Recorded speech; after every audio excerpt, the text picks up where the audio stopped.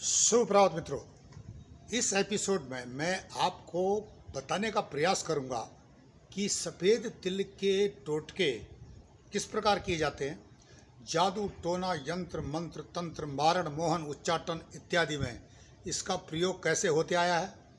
और किस प्रकार तांत्रिक लोग सफ़ेद तिल के प्रयोग से अनेक रिजल्ट अनेक परिणाम लेते हैं। यहाँ पर मैं सकारात्मक विषयों पर आपको प्रकाश डालने का प्रयास करूंगा और बताऊंगा कि किस प्रकार से आप छोटी मोटी समस्याओं का समाधान सफ़ेद तिल के द्वारा कर सकते हैं। अधिक जानकारी देने से पूर्व मैं आपसे अनुरोध करूंगा कि आप हमारे चैनल ई ज्ञान को लाइक करें, सब्सक्राइब करें, कमेंट्स करें और शेयर करें। मित्रों, सफ़ेद तिल के टोटके सबसे पहले अगर आप ज्योतिषीय एंगल से देखते हैं तो आप देखोगे कि सूर्य जनित दोष जितने भी होते हैं या आपको प्रॉब्लम होती है, आपको चक्कर आता है, बार बार अचानक आता है, बीमारी डॉक्टर कुछ नहीं बताता लेकिन आपको चक्कर आता है, डिप्रेशन होता है, इसके लिए ज्योतिषीय उपाय है कि गाजर का तेल और तिल का तेल बराबर मिला करके हर रविवार को सुबह से लेकर शाम तक इसका दिया जलाएं घर के बाहर या पूजा के स्थान पर। तो सूर्य जनित दोष या इस प्रकार के जो मानसिक डिप्रेशन के जो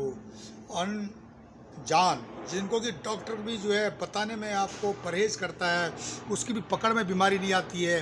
तो इस प्रकार की जो बीमारी को अगर आपको दूर करना है प्राचीन भारतीय आध्यात्मिक विज्ञान के द्वारा, तो इसके लिए आपको सफ़ेद तिल का तेल बहुत ही लाभकारी सिद्ध होगा। शुक्र की दशा अगर खराब चल रही है, किसी की शादी में विलंब हो रहा है, संतान में विलंब हो रहा है, संतानोत्पत्ति नहीं हो रही है, कई चीज़ें, डॉक्टर के पास जाते हो, डॉक्टर बोलता सब ठीक है, पर उसके बावजूद भी आपको एक सकारात्मक परिणाम नहीं मिल रहा है। इसके लिए आपको क्या करना है कि शुक्रवार को सफ़ेद तिल खाने वाला जो कि बिल्कुल अच्छा हो, साफ़ सुथरा हो, मंदिर में दान करें। अगर आप मंदिर में दान नहीं करते तो किसी ज़रूरतमंद को इसके लड्डू बना करके गुड़ के साथ या दूसरी चीज़ के साथ, मीठे के साथ दान करें। अगर आप के पास समय है, आप कर सकते हो, तो आपको क्या करना है कि सफ़ेद तिल के लड्डू बना करके शिव जी को सोमवार को अर्पित करें। यह भी एक सरल उपाय है, ये आपकी समस्याओं का समाधान करेगा। यदि शत्रु आपको बार बार नकारात्मक ऊर्जाएं छोड़ रही है, आपको एहसास हो रहा है कि आपके घर के सामने अगल बगल में कोई कुछ ना कुछ फेंक करके चले जाता है और आप समझते हो कि ये टोटकेबाज है कोई, जिसको कि आपकी पकड़ से जो बाहर है, उस चीज़ को रोकने के लिए, उसकी नकारात्मकता को न्यूट्रलाइज करने के लिए, नस्तनबूद करने के लिए, जो कि उसके दुष्परिणाम आप करना हो, उसके लिए आपको सफ़ेद तिल के 7 लड्डू हर 7 सोमवार तक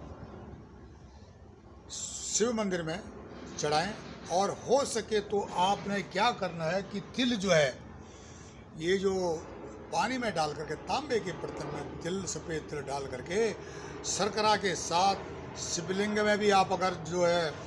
प्रभावित करते हैं तो ये भी काफ़ी हद तक आपके घर के आसपास जो नकारात्मकता बिखेरा है, जादू टोना यंत्र मंत्र टोटके इत्यादि करके आपको नुकसान पहुंचाने की कोशिश कर रहा है, यह प्रभावहीन हो जाएगा। उसकी जो मेहनत है वो सब बेकार हो जाएगी। अब यहाँ पर एक और सफ़ेद तिल का एक और अच्छा टोटका है कि अगर आपका घर में वास्तु दोष है, आपने सफ़ेद तिल की फसल देखी, हाँ पार्टिकुलरली वो सफ़ेद तिल की ही फसल है, तो उसके जो फूल होते हैं, सफ़ेद तिल के फूल के अंदर पानी, ओस जो इकट्ठा हो जाती है, आप अगर उसको इकट्ठा करके और घर में उसका स्प्रे कर देते हो, थोड़ा सा पानी भी इकट्ठा हो जाए,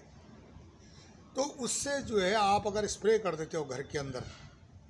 तो वास्तु दोष स्वतः ही समाप्त हो जाता है। पितृदोष के लिए आप इस जल को पितृ स्थान पर रख करके और उसके बाद 24 घंटे बाद इसको दक्षिण दिशा की ओर विसर्जित कर देते हैं, तो यह भी जो पितृदोष से आपको मुक्ति दिलाता है। देव दोष के लिए भी यह एक बिल्कुल सही उपाय है। गरीबी कर्ज अगर आपका घर कर गया है तो यह जल आपको मदद करता है। आप घर के अंदर इस जल का छिड़काव कर सकते हो, पूजा स्थान में इस जल का छिड़काव कर सकते हो। जल मैंने जो बताया कि जो सफ़ेद फूल होते हैं तकरीबन सफ़ेद तिल के, और आपको मालूम होनी चाहिए कि ये तिल जो है सफ़ेद ही है, सफ़ेद की है। उसके फूल के अंदर वो जो पानी इकट्ठा हो जाता है उसको इकट्ठा करने से मेरा मतलब है, उसको इकट्ठा करना आपने थोड़ा मेहनत वाला काम है। इकट्ठा करके ये किसान में जहाँ खेती बाड़ी है वही लोग इकट्ठा कर सकते हैं, तो इसका छिड़काव करने से आपको लाभ मिलेगा। अगर आप ये भी नहीं कर सकते हो तो आपको सफ़ेद तिल की फसल में जो सफ़ेद जो फूल होते हैं तिल के, उनको इकट्ठा करके और आप उनको थोड़ा सा पेस्ट बना करके जल में डाल करके उसका भी छिड़काव कर सकते हो, या घर के अंदर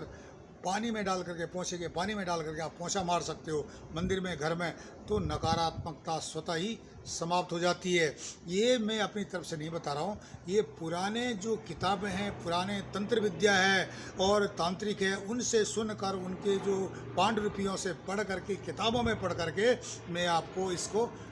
माध्यम के थ्रू,